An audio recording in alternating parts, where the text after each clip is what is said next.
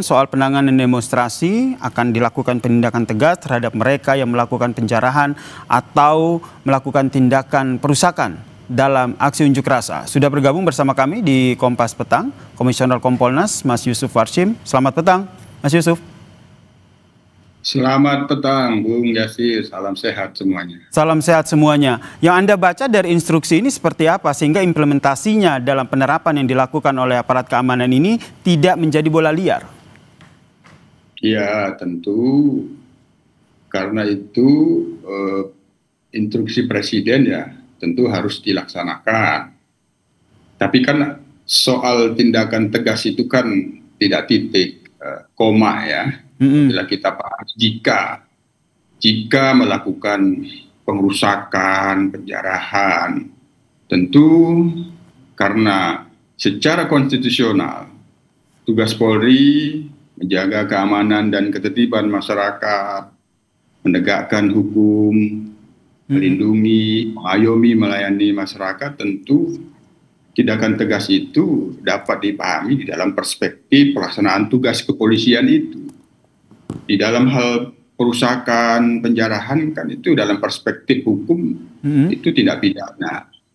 Maka kami sebagai pengawas fungsional kinerja kepolisian tentu memastikan bahwa ketika telah terjadi satu peristiwa pidana, pengerusakan, penjarahan, maka tentu langkah-langkah yang dilakukan juga harus konstitusional. Baik, ini termasuk mengawasi tindakan penjarahan maupun aksi anarkistis yang juga tengah berlangsung ya. Apakah dari Komisioner Kompolnas sendiri Anda sudah dapat informasi terkait dengan pengusutan soal penjarahan sejumlah rumah anggota DPR termasuk rumah dari Menteri?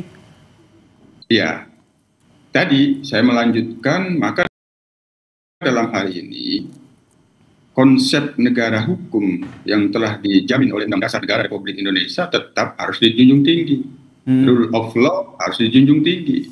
Artinya ketika telah terjadi tindak pidana pengerusakan, penjarahan, maka tindakan tegas itu ya ada pada penegakan hukum. Nah, diusut secara hukum, tentu karena kita negara hukum, maka diusutlah itu, diadili.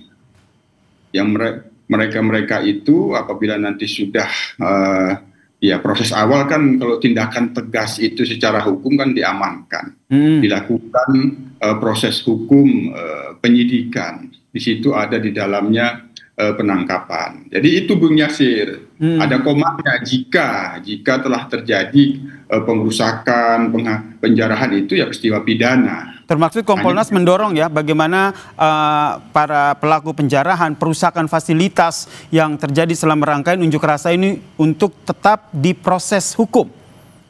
Ya di dalam konteks tugas kepolisian kan itu penegakan hukum itu kan proses ya. Proses bahwa di dalam proses penegakan hukum itu kan ada sistem peradilan. Tidak dilakukan tindakan semena-mena. Itu yang tentu yang menjadi tugas kepolisian. Tapi kan sebelum ke sana, tugas kepolisian itu kan banyak, Bung Yasir.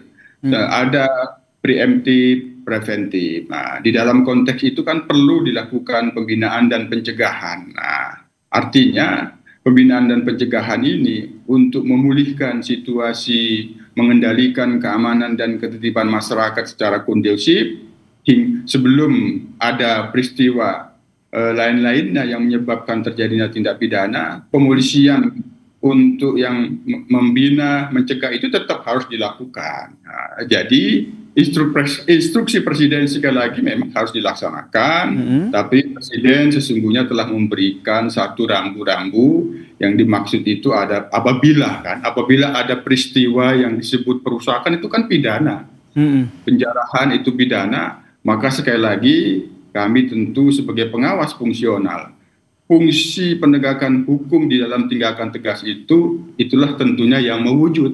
Nah, proses hukum itulah yang mewujud, penegakan hukum itulah yang mewujud, artinya tidak ragu-ragu. Ya kalau namanya perusakan kan nggak perlu ragu-ragu bahwa itu peristiwa pidana yang itu harus diusut secara hukum. Itu Bung Yasir. Ya, kita sepakat di situ. Kemudian instruksi dari Presiden memberikan tindakan tegas ini, apa yang harus dilakukan oleh polisi dalam implementasinya? Karena dikhawatirkan instruksi ini malah menjadi bola liar begitu, diartikan yang berbeda-beda di massa, di publik, sehingga ini menjadi sebuah hal yang tidak baik. Nah, disitulah pentingnya Kompolnas sebagai pengawas. Tentu kami memastikan Polri tetap dalam posisi melaksanakan tugas pemolisian di dalam proses hukum terhadap peristiwa-peristiwa pidana yang itu disebut Presiden perusakan dan penjarahan, ya benar-benar dilakukan secara profesional, secara prosedural dan proporsional. Itu yang tentu yang kami pastikan, sehingga apa yang dilakukan oleh kepolisian itu tidak luput dari tugas polisi memberikan perlindungan, pengayoman dan pelayanan masyarakat. Jadi tentu tidak dipahami bahwa itu dipahamkan secara tanpa batas, secara luas seluas-luasnya.